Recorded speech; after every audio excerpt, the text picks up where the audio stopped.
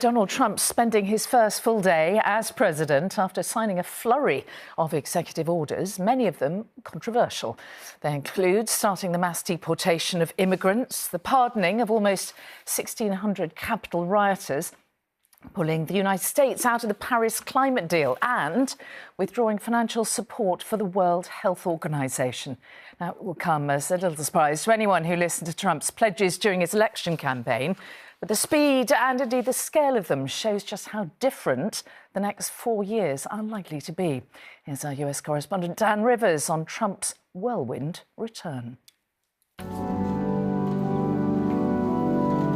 Since before the war, newly inaugurated presidents have attended Washington Cathedral. Today, President Trump's presence here was spun as a moment of unity.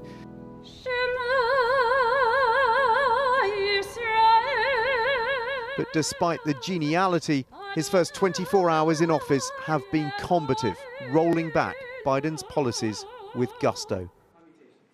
Last night at the White House, Donald Trump wasted no time signing a flurry of executive orders, the first related to the January the 6th storming of the Capitol. We have a list of pardons and commutations. Others ranged from pulling out of the Paris climate deal and the World Health Organization to authorizing new energy exploration and cracking down on immigration. This is an executive order taking a large number of executive actions to secure our southern border. Okay. Sounds reasonable. He again underlined his demand other NATO members spend more on defense. NATO has to pay more money. NATO has to pay 5%. We're in the Ukraine war by $200 billion more than NATO. It's ridiculous because it affects them a lot more. We have an ocean in between. And then while sitting at the Resolute desk, a gift from Queen Victoria, the president suggested his first official trip might not be to America's closest ally. So first foreign trip typically has been with UK. But I did it with Saudi Arabia last time because they agreed to buy $450 billion worth of our product. And there were snubs too for America's immediate neighbours with threats of tariffs. We're thinking in terms of 25% on Mexico and Canada because they're allowing vast numbers of people. Canada's a very bad abuser also. Vast numbers of people to come in and fentanyl to come in. And then this happened.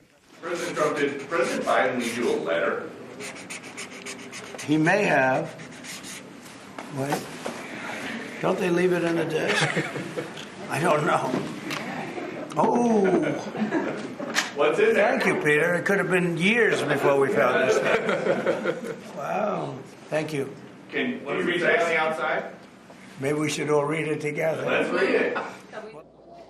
The showmanship continued into the evening. After the political saber rattling came the real thing.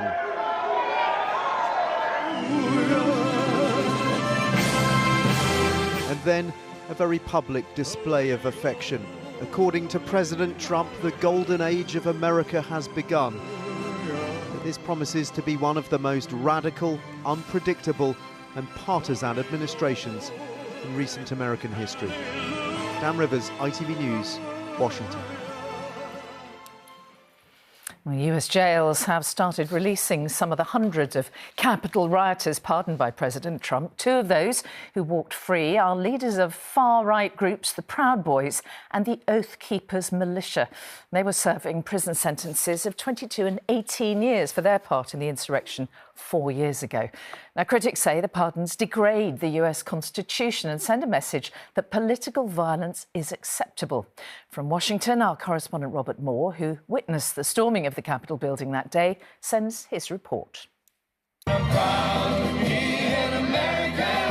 Overnight, family members and activists gathered outside the city jail here, just 2 miles from where Donald Trump had been inaugurated. They were here in anticipation of the release of January the 6th prisoners, who the new president has pardoned. Many Trump loyalists have been praying for this moment, including Ben Pollock. Oh, it's ecstatically emotional. I can't describe it. It's like a new chapter. His son and daughter were convicted for being part of the mob that stormed the Capitol 4 years ago. What will you say to your son and daughter when they come out of that jet? Tell them how proud I am of them and how much I love them.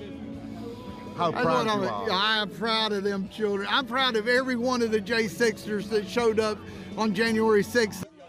And a Trump lawyer was even at the scene, highlighting that there's not just a new sheriff in town, but an entirely new narrative. This injustice is ending in America tonight, and this dark chapter in our country's history is coming to an end. So, This is a decision and a series of pardons that will thrill Trump supporters. It will also infuriate many other Americans. USA! USA! For it means that those still in prison for the attempted insurrection on that dark day for American democracy will be released.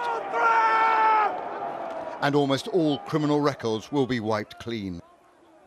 Lost on no one is the irony that much of the fighting took place in the Capitol's rotunda, the magnificent room where Trump was sworn in yesterday. The Proud Boys, a militant pro-Trump group, were already on the streets ahead of the pardons on Inauguration Day.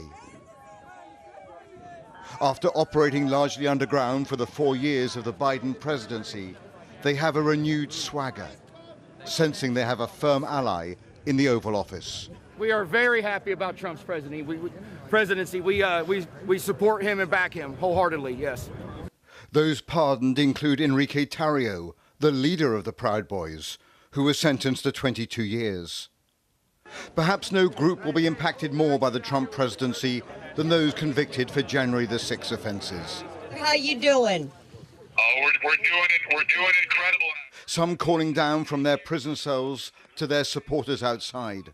Are you ready for your J6 brothers and sisters, your J6 sons and daughters, your friends and family to come home? Yeah! To Donald Trump, this is a promise made, and now a promise kept. Robert Moore, ITV News, Washington. Well, let's get more now on President Trump's move to pull the United States out of the Paris Climate Agreement. Our science correspondent, Martin Stew, is here. He did this in his first presidency, didn't he? So we're familiar with this move. What's it going to mean for the environment? What we're going to remember is Donald Trump has previously described climate change as a hoax, and judging by his early actions, he's staying very true to those beliefs. We will drill, baby, drill. The next item here is the withdrawal from the Paris Climate Treaty. We're going to save over $1 trillion by withdrawing from that treaty. So let's dig a little bit more into exactly some of the detail there. He's confirmed he's going to lift restrictions on more licences for oil and gas drilling, including in the Arctic. He's going to remove targets on electric vehicles, and he's going to scrap any plans for new offshore wind. And the reference there to the Paris Climate Agreement means that the USA, which remember is the second biggest polluter in the world after China, will in a year's time step away from its pledge to try and limit global warming to 1.5 degrees. So what does all this mean for us? Well, according to Carbon Brief, America's emissions are still forecast, as you can see up there, to actually surprisingly go down slightly, as they did in Trump's last administration. But as you can see in this next chart, nowhere near enough to be on track for net zero. It's estimated as a result, 4 billion extra tonnes of carbon will be emitted into the atmosphere by 2030. That is the equivalent of all the savings worldwide, in fact, twice of all the savings worldwide as a result of solar and wind in the last 5 years. And even bigger than that is the international impact. At the moment, only Yemen, Libya and Iran aren't part of the Paris Agreement.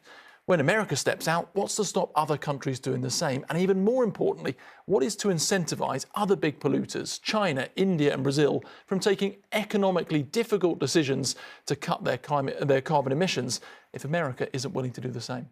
Martin Stew, thank you. OK, well, let's return to Dan Rivers in Washington. Dan, President Trump has wasted absolutely no time, has he, getting started with his plans? And we're expecting to hear from him again a little bit later. I think we're going to hear a lot more from him over the next 4 years, but specifically today. Yes, we're being told that there is a massive infrastructure announcement going to be unveiled at 4 p.m. Here in Washington. That's 9 p.m. In the UK. It's going to prove the world knows America is back, according to the new Press Secretary Caroline Leavitt. Now, Donald Trump talked a good game on infrastructure in his first term, talking about $1 trillion bill for infrastructure. That was never delivered. It was Joe Biden that actually got through this massive infrastructure bill worth the same amount, which included a lot of climate change resilience measures. So it'll be interesting to see how many of those are rolled back and how much of that is left in place. But the pace of announcements has been pretty dizzying in the first 24 hours. We've had 26 executive orders. We've been told that the female head of the Coast Guard service has been fired for being a diversity appointment, according to the new administration, and not doing her job properly. They're talking about ending birthright citizenship for babies born in the United States. That is a measure that is protected by the 14th Amendment of the Constitution and is one that is now being challenged by 18 states who are already gathering together to sue the administration to stop that going ahead.